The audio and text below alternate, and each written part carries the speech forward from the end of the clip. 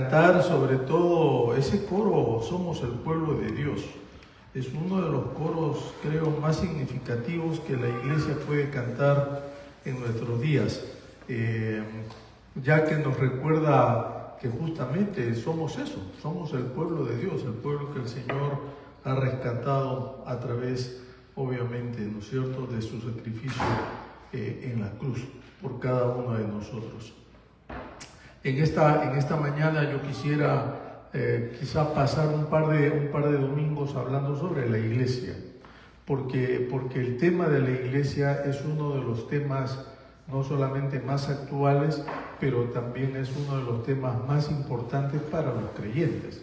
Y siempre es bueno estar, si se quiere así, como no recordando, pero refrescando qué es la iglesia, ya que vivimos en tiempos que la iglesia como que ha ido perdiendo su influencia y aún lo que llamaríamos, hermanos, su misión en el mundo, ¿verdad?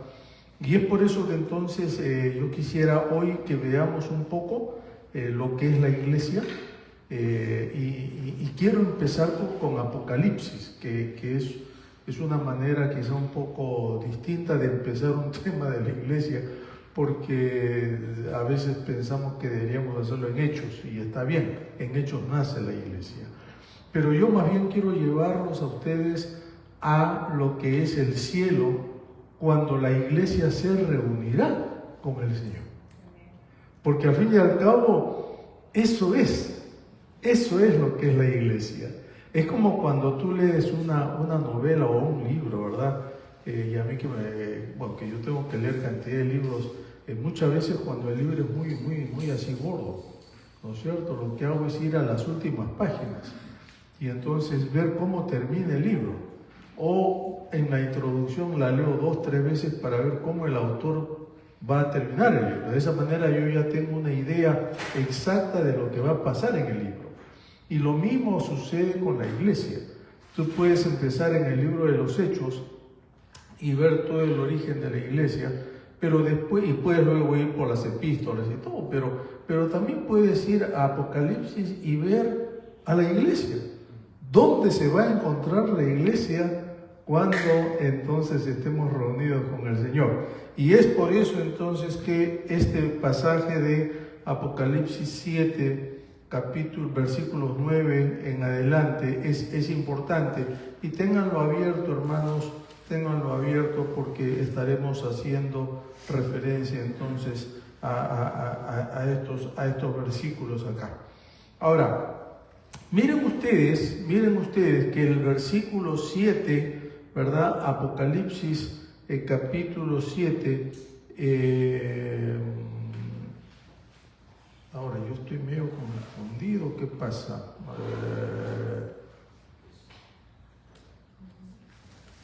Perdón.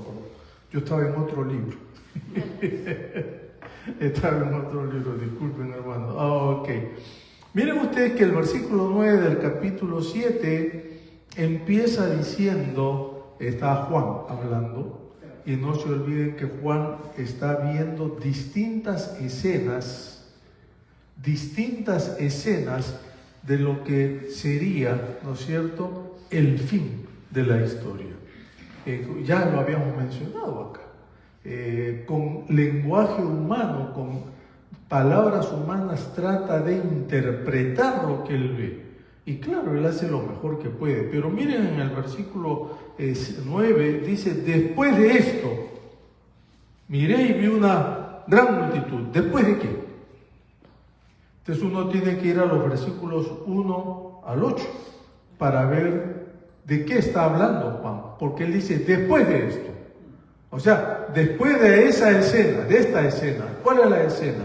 Versículos 1 al 8 del capítulo 7, dice Juan, después de esto también, ¿no? Y está refiriéndose al capítulo 6, cuando los sellos se abren. En otro domingo vamos a hablar sobre Apocalipsis, pero ahora solamente déjenme ver cómo la iglesia entra en esto. Pero Juan dice, después de esto vi 4 ángeles de pie sobre los 4 ángulos de la tierra, deteniendo los 4 vientos de la tierra para que no soplara viento alguno sobre la tierra, ni soplara ni sobre el mar, ni sobre árbol alguno. Miren eso. Después de esto, vi 4 ángeles de pie sobre los 4 ángulos de la tierra.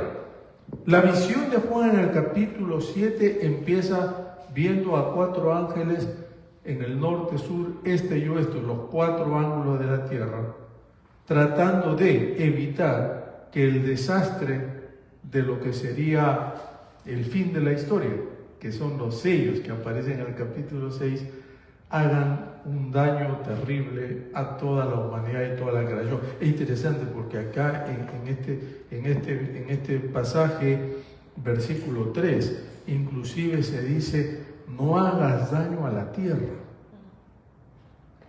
no hagas daño al mar, no hagas daño a los árboles. Hay creyentes que creen que todo el tema del medio ambiente es un ambiente que no está en la Biblia. ¿Cómo? Es un tema que no está en la Biblia. Que no está en la Biblia. Y creen de que esa es una agenda de personas que están tratando de desviar la atención. Queridos, el cuidado de la creación es parte de la agenda de Dios. Porque Él creó el huerto y puso al ser humano para que, dice, lo cuidara y lo labrara. Y Apocalipsis termina diciendo que hay que cuidar entonces esa tierra. Esa es otra historia, ese es para otro sermón, ¿no es cierto? Pero entonces Juan está mirando eso. Juan está mirando eso. Los 6 sellos que se abren, o no, los 7 sellos que se abren en el capítulo 6, mira todo el desastre que se viene sobre la tierra, y luego entonces en el versículo 9 cambia de escenario, cambia de tiempo, cambia de lugar, ya no está en la tierra, ya no está en el mismo escenario, sino ahora ¿dónde está? ¿Qué dicen ustedes? ¿De qué está hablando ahora Juan? ¿Dónde Juan se puede encontrar versículo 9 en adelante? En la presencia de Dios. ¿Y dónde está la presencia de Dios? ¿Dónde? En el cielo.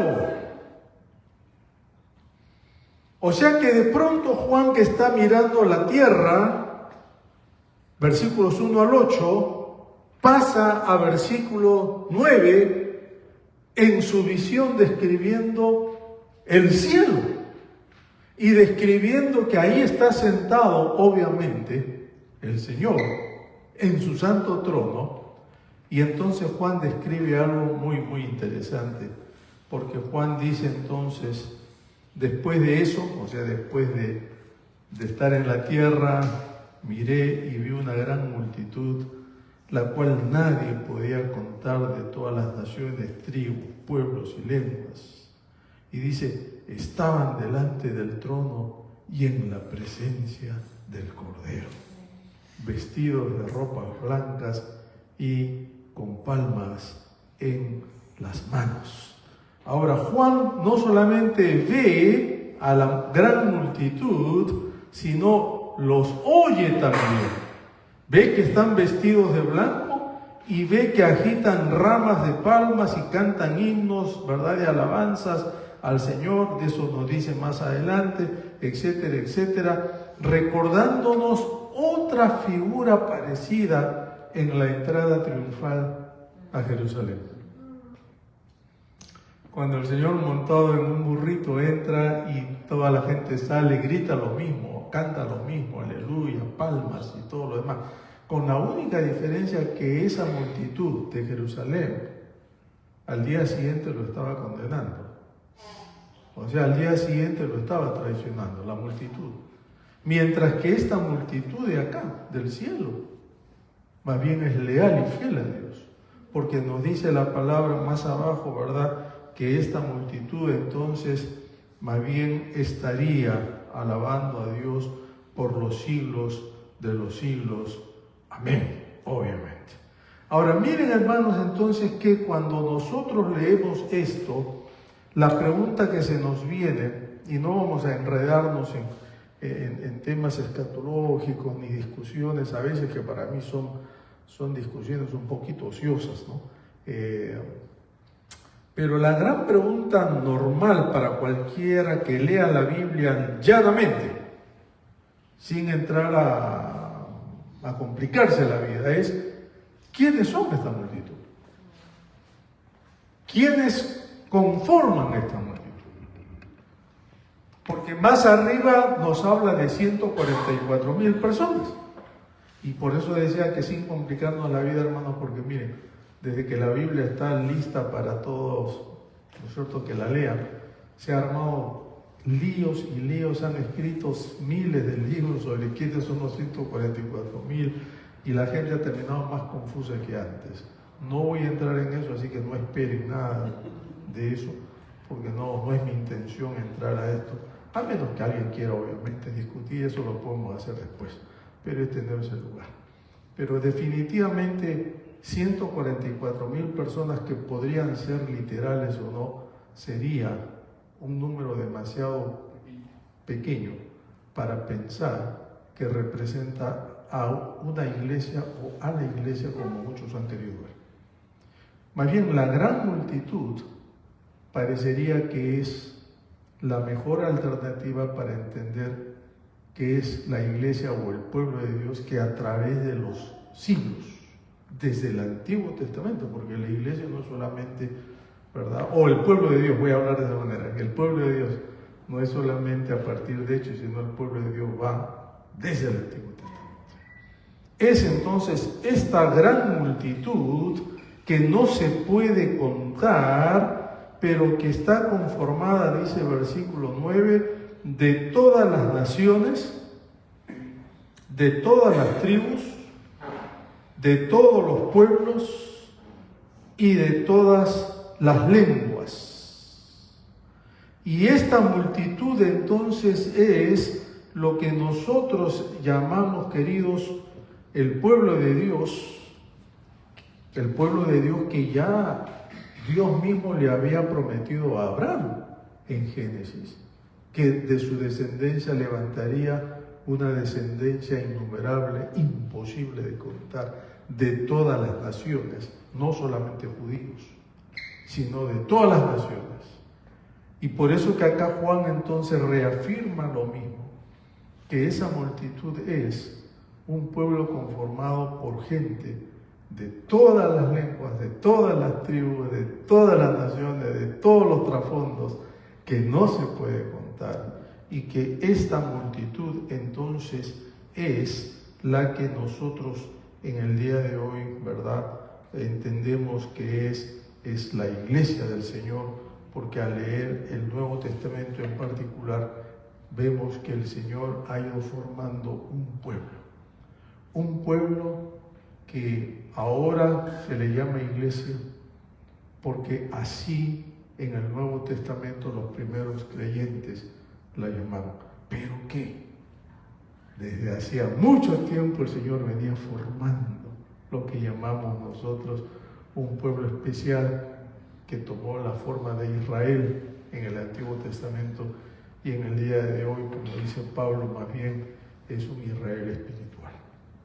Ahora, dicho esto, hermanos, dicho esto, tenemos que hacernos otra pregunta, ¿verdad? Y la otra pregunta es entonces, ¿cuál es el propósito de esta iglesia? O sea, la estamos viendo acá en el cielo, pero ¿cuál es el propósito de esta iglesia, ¿verdad?, tal y como nosotros la vemos en lo que llamaríamos la enseñanza del Nuevo Testamento?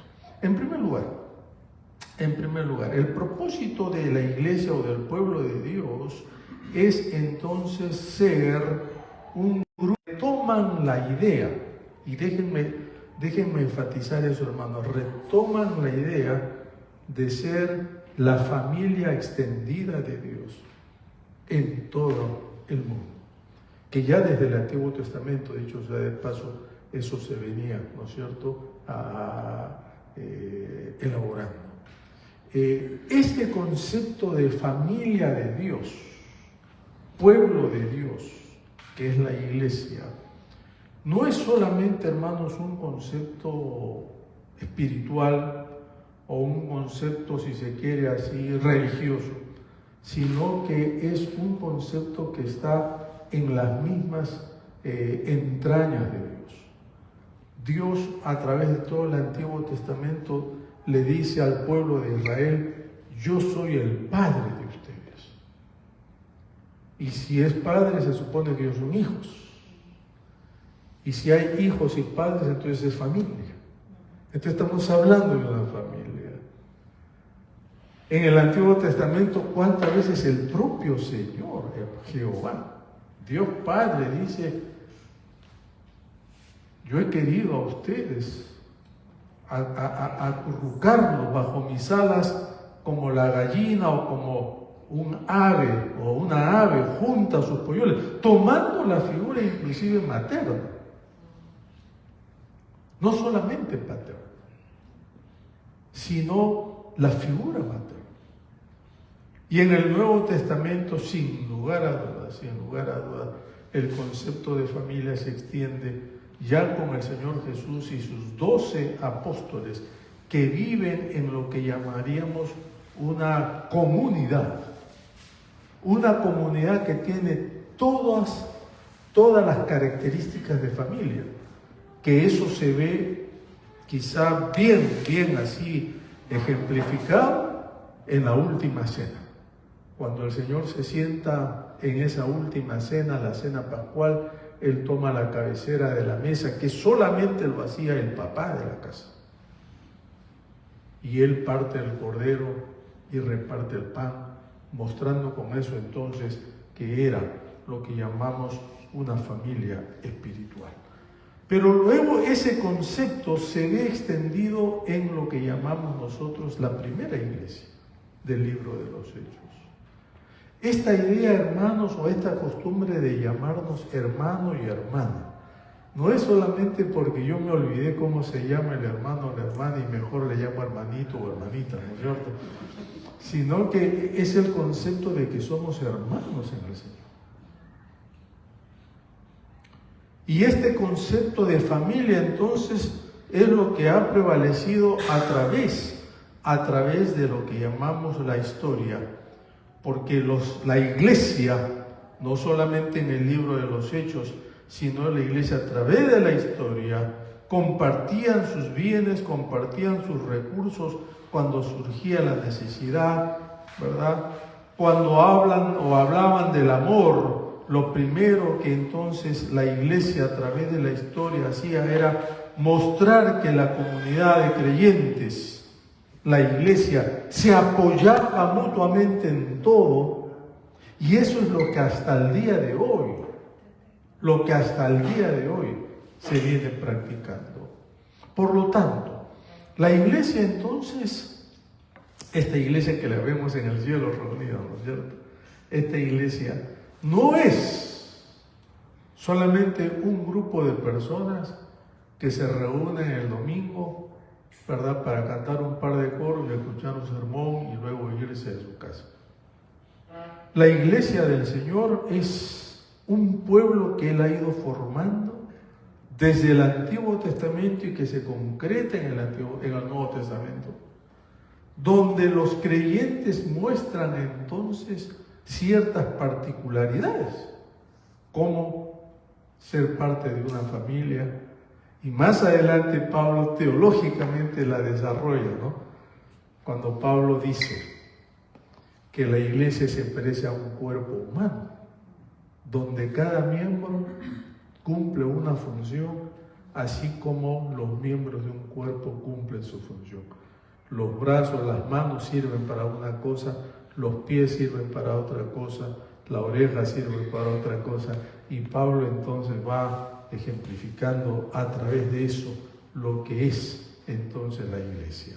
Ahora, miren ustedes, queridos hermanos, que cuando nosotros entonces pensamos en la iglesia del Señor y pensamos en todo lo que esto significa, estamos entonces diciendo que una persona no pertenece a la iglesia simplemente por el hecho de haber nacido en una familia o un hogar cristiano o porque cumple con ciertas reglas de la iglesia, sino que más bien hay lo que nosotros llamaríamos un momento especial en la vida de cada individuo que llega a ser parte de esa congregación. Se dice que cuando lo necesites, ahí está. Ah, ya, gracias. Y todavía no sé, pero déjalo ahí, está bien, gracias. Se dice que fue el predicador, el famoso Billy Graham, quien acuñó una frase que se ha usado por, ya 70 años o más creo, que Dios no tiene nietos. ¿Han escuchado esa frase, no? Dios no tiene nietos, solo hijos. Quizá esa es la única diferencia de la familia espiritual que es la iglesia con la familia biológica. En la familia biológica nosotros tenemos hijos, nietos, bisnietos, tataranietos, lo que sea, y todos forman parte de la misma raíz, la misma sangre. En la familia espiritual solamente hay hijos, hijos de Dios, no hay nietos. Y esto es, hermanos, ¿cómo llamaríamos? Un principio que nosotros tenemos que de muchas maneras rescatar. Sofía, porque ha nacido en un hogar cristiano, ¿verdad? No significa que ella es parte del pueblo de Dios o parte de la iglesia por el solo hecho de haber nacido biológicamente en un hogar cristiano. Llegará un momento en que ella tiene que hacer una decisión. Si quiere o no pertenecer al cuerpo de Cristo, a la iglesia del Señor, al pueblo de Dios. Y eso será entonces algo que más adelante Sofía tendrá que hacer. Y creo que todos nosotros que tenemos hijos de alguna manera hemos tenido que transmitir esto. Yo sé que en algunas tradiciones de iglesias esto no es así. En algunas tradiciones de iglesias se hacen cristianos por el bautismo o simplemente porque son hijos de un miembro de la iglesia. Pero en el pueblo de Dios, en la iglesia del Señor, es totalmente diferente.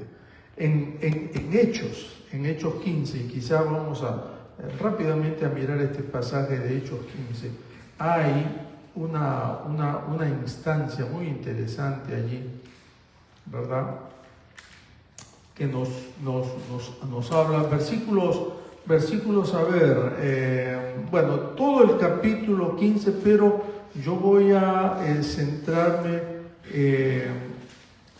en el versículo 19 en adelante, pero déjenme darles el contexto de esto.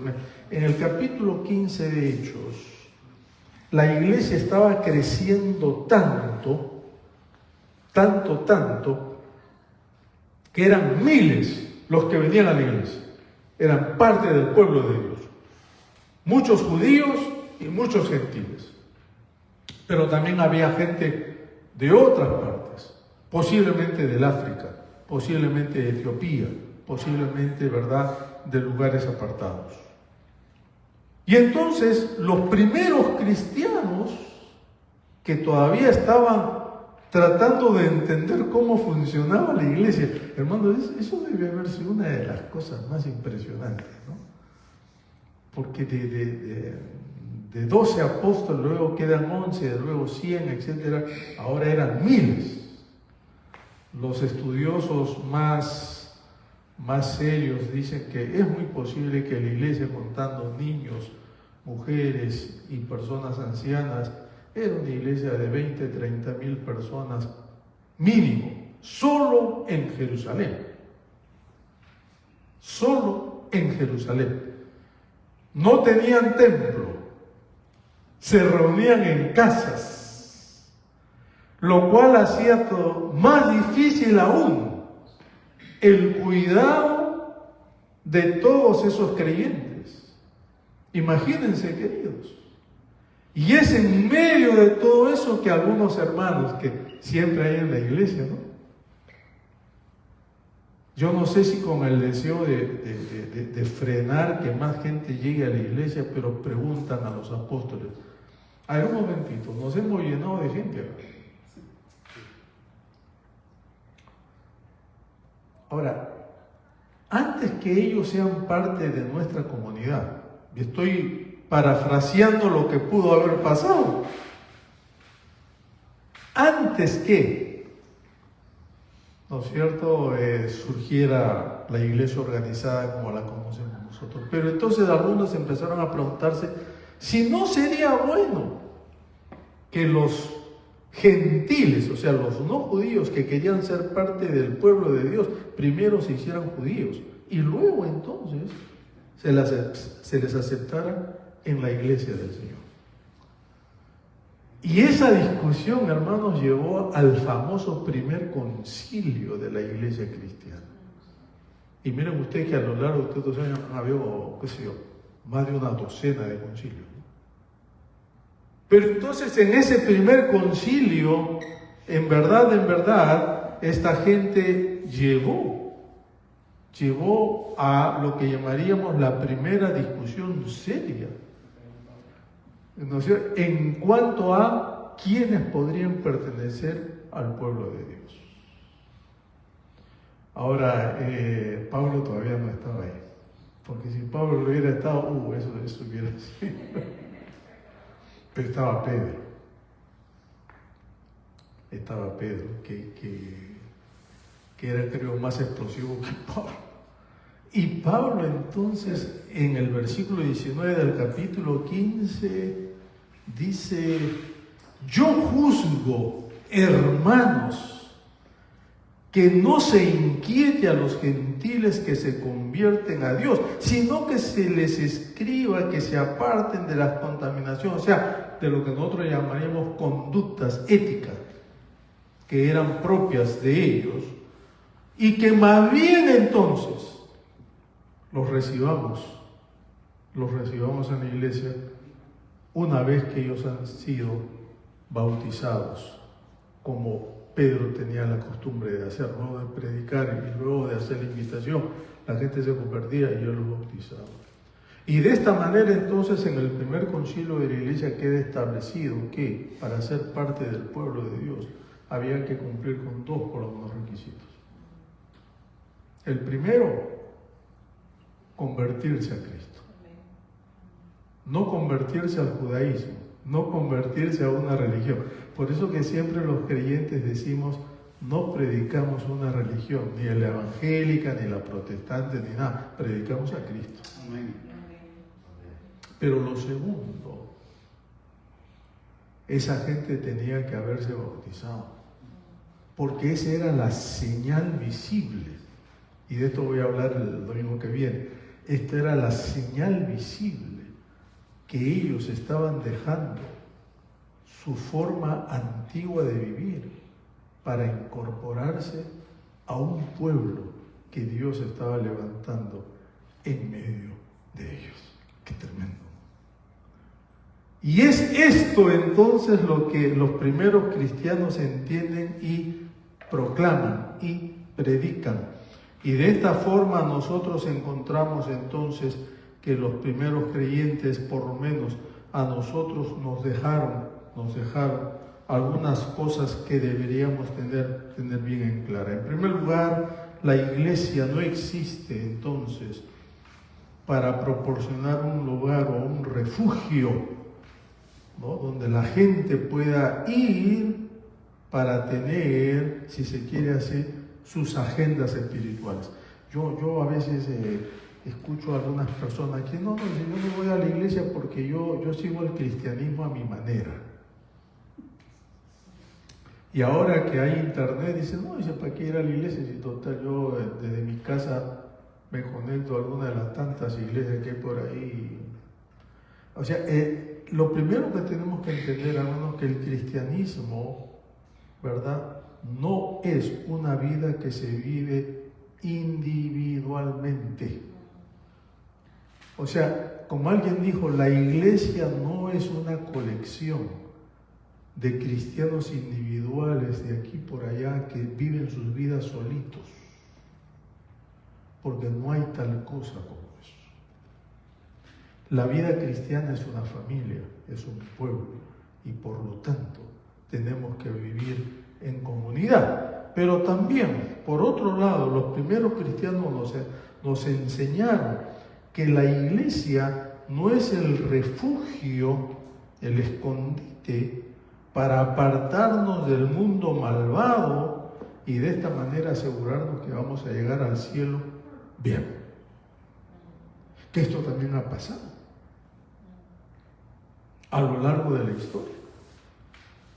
Grupos de cristianos que se dividían en comunidades, se encerraban entre ellos, vivían entre ellos con el fin de no contaminarse con el mundo y así estar entonces puros para irse al cielo sin haber pasado por todas las penurias que todos los demás vivimos.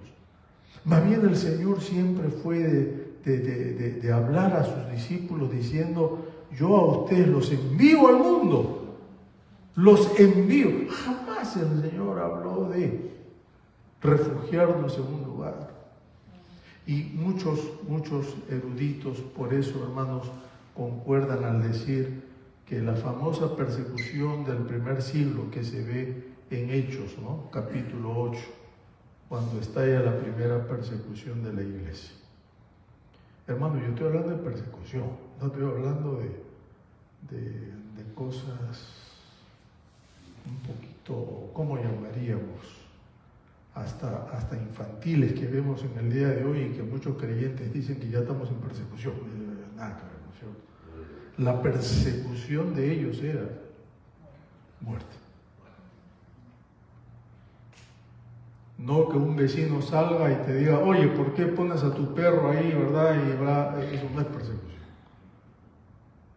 Pero estos cristianos, Hechos 8, de pronto son perseguidos y se ven forzados a salir de Jerusalén. No para buscar el sueño americano. Y lo digo porque yo también soy migrante. No para huir de un Estado comunista. Y lo digo con todas esas palabras. Nerón era peor que todos los comunistas que andan por acá.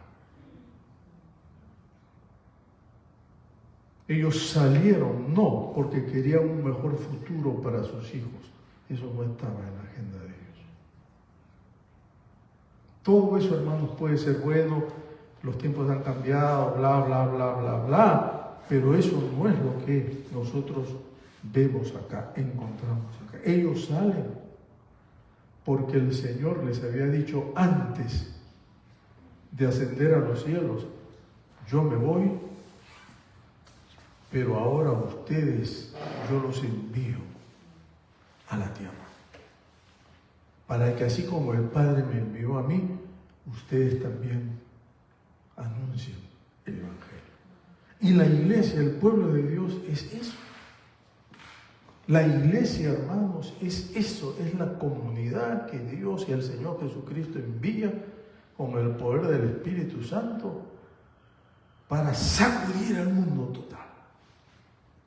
Que es lo que los primeros cristianos hicieron en solo 30 años. Porque para fines del primer siglo,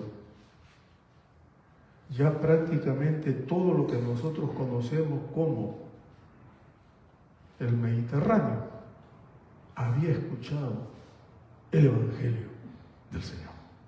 Tremendo.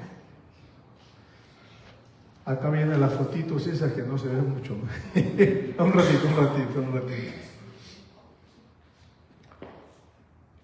En todos los años de ministerio, hermanos, yo he visitado, estaba pensando en esta semana cuántas iglesias habré visitado. Obviamente no tengo registrado eso, aunque podría hacer una investigación, pero son cientos de iglesias donde he predicado, he visitado en los 5 o 6 continentes, como llamamos acá. Y las iglesias son de todos los tamaños, de todas las formas, de todos los estilos. Es como esta multitud del Apocalipsis. Esta es una iglesia, lástima que no se vea muy bien, era un cuarto más pequeño que esto, forrado todo con cortinas color vino, granate. Ahí adelante solamente hay una guitarra o dos guitarras, un púlpito, y ahí se reunían aproximadamente 180 personas en las alturas de Marruecos, donde está esta comunidad berebere que le llaman. ¿Y por qué así? Porque está prohibido reunirse. Y entonces tú llegabas y en este salón tan pequeño, y no se ven los bancos, pero los bancos eran solamente maderas ahí que la gente se sentaba y paraba, ¿no es cierto? Muchos. Cantando despacito para no hacer mucho ruido. El pastor, y él mismo me lo dijo, cada domingo para llegar a esa iglesia, él iba por un camino diferente, de su casa a la iglesia, a fin de que nadie lo siguiera o nadie supiera cómo era su recorrido. Esta iglesia, queridos, una iglesia de marroquíes nativos de allá mismo, van a estar parados acá con esta gran multitud de Apocalipsis, capítulo 7. El otro, por favor, la otra. Este me gusta mucho. Esta es la puerta de otra iglesia en Brasil. Es la puerta de una iglesia pentecostal. Casa de oración de mi padre. Así se llama la iglesia. Me encantó. Y dice, hacemos de todo. Miren. Todo tipo de tratamiento, o sea, todo tipo de sanaciones, curaciones. Se cura cáncer, mongoloide, se cura todo. Dice, atención, tienen que venir con fe. Y arribita en un cuadrito el teléfono. O sea, están mezcladas las dos cosas, o sea, la modernidad, pero también lo otro. Esta no es una iglesia perseguida, no es una iglesia limitada, no es una iglesia que se reúne así como la otra, forrada a las paredes para que no salga el ruido. Esta es una iglesia en una favela, muy pobre. Pero miren en la puerta, yo me imagino que el pastor escribió esto.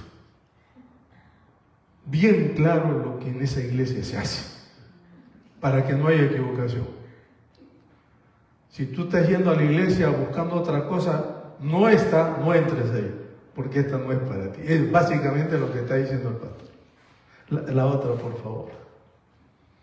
Esta es otra iglesia. ¿Leen lo que está allá? Sí. Uno mayor que el templo está aquí. Eso es. Esta es una iglesia en el pueblo de Junín, Ecuador. Ese es el milagro. Manabí. La provincia de Manabí, el pueblo de Junín. Claro, cerca de Puerto Viejo, dicho sea de paso. Esta es la primera iglesia de la Alianza Cristiana y Misionera en Ecuador que tiene más de 100 años. Tiene más de 100 años. ¿Cuántas bancas hay? 1, 2. Y adelante hay 1, 2, 3, 4, 5 sillas blancas. Tiene más de 100 años de antigüedad. Pero arriba me encantó lo que dice, no importa el templo, porque uno mayor, más grande que el templo, está aquí. Y queridos, nosotros podemos tener una iglesia enorme o una iglesia como esta, pero yo estoy seguro que allí en ese pueblo de Junín, esta iglesia, si ha sobrevivido más de 100 años, es porque todavía tiene un testimonio. En esta iglesia todavía hay gente que ve que esa es su iglesia. Allí fueron sus padres, ahí fueron sus abuelos, ahí los dedicaron a ellos. Si algún ser querido murió, ahí le hicieron el velorio, ahí dedicaron a sus niños. Ahí van a orar, ahí van a adorar los domingos. Eso es comunidad, eso es iglesia. ¿Me explico, querido? Eso es familia. La otra, por favor. Esta es una iglesia típica, una mega iglesia internacional. Esto es en la ciudad del Cairo. Que uno esperaría, o yo hubiera esperado una iglesia en árabe, hablando en árabe, pero no. Tampoco no son muy comunes las iglesias en esas partes del mundo abiertas, pero esta es una iglesia internacional donde el inglés es el idioma. Entonces hay de todas partes, una iglesia muy grande. ¿No te acuerdas? Era una iglesia, no sé, 500, 600 personas, todos extranjeros. Pero esta iglesia también va a estar allí, en el trono blanco, de pie. Me acuerdo cuando llegamos a esta iglesia y el pastor estaba saludando a la gente a la hora de entrar, algo que ya no se ve. Llego al pastor y yo lo miro, yo digo, esta cara me parece conocida. Y él también se queda mirando y me dice, Mapa, ¿qué haces acá? Solamente los amigos de muchos años me conocen como Mapa. Claro, era un canadiense que nos conocimos desde hace muchísimos años. Y yo le digo, ¿tú qué haces acá? Me dice, bueno, yo soy el pastor acá. Pero eso es lo que Juan dice. Estarán parados delante del trono de toda nacionalidad, de toda lengua, de todo grupo étnico, de todo tamaño, de todo color, ¿verdad? O sea, hermanos, eso va a ser algo impresionante. Y lo más impresionante, ¿sabes qué va a ser, querido? Que cuando tú estés ahí, como pueblo de Dios parado junto al trono blanco, no habrá ninguna barrera de idioma, porque tú podrás hablar con todos ellos. Hablaremos con toda esta gente. En árabe, en inglés, francés, lo que sea. Porque ya no habrá limitaciones. No habrá ningún tipo de barreras. Ese es el pueblo de Dios. Que el pueblo de Dios empieza así desde el Antiguo Testamento, se consolida en el Nuevo Testamento y terminaremos cuando el Señor venga y nos lleve a su presencia. ¿Qué les parece? Somos parte de ese pueblo de Dios. ¿Amén? Y vamos entonces a orar ahora y participar de la cena del Señor en este momento. Padre, gracias por toda este privilegio de ser parte del pueblo tuyo. Gracias, Señor, porque somos llamados el pueblo de Dios. Y como cantamos, un pueblo para anunciar las verdades de aquel que nos llamó a su luz. Señor, haznos conscientes de esta verdad. Señor amado, gracias por nuestra familia acá. Gracias por cada hermano y hermana de acá en nuestra congregación. Por los adultos, por los jóvenes, por los niños. Qué lindo, Señor. Que tú estás o continúas formando tu pueblo a través de nuestra iglesia aquí en David. Yo quiero encomendarte, Señor, a cada uno de mis hermanos y hermanas en tus manos una vez más y sobre todo ahora que vamos a participar de la cena, te ruego que tú bendigas los elementos que vamos a servirnos. Por amor a Jesús.